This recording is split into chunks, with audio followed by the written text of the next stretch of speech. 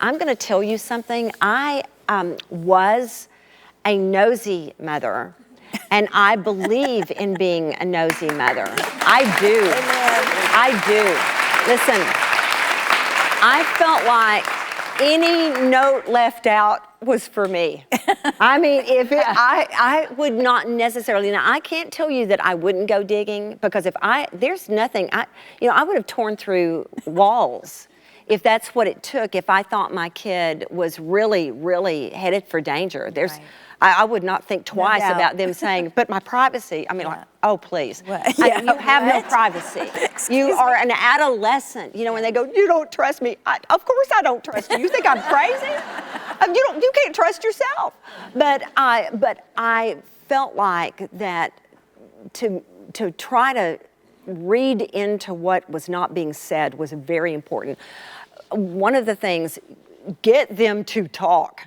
I don't care what you have to do, and sometimes it means going somewhere. For instance, I could go with the girls shopping. We wouldn't even have to buy anything. But somehow, even going through the rack, we could start having conversations, and all of a sudden their defenses were down, and I'd learn all sorts of things. I carpooled my girls.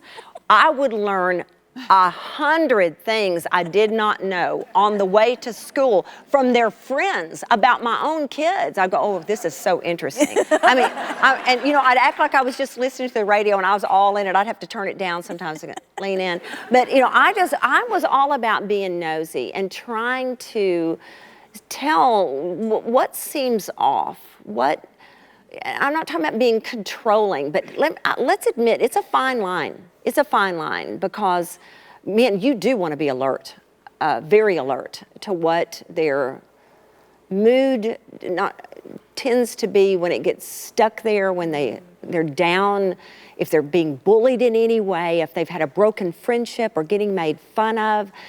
These are things that were always true, but now they've been magnified how many thousands of times because of online different kinds of social media. So it's a whole new world, but we don't have a whole new God. We have the Ancient of Days, the eternal God, who set us in exactly this time in history. And one of the things I want to tell you, in Psalm 25, there's this wonderful verse that says, "You will keep my feet out of the net."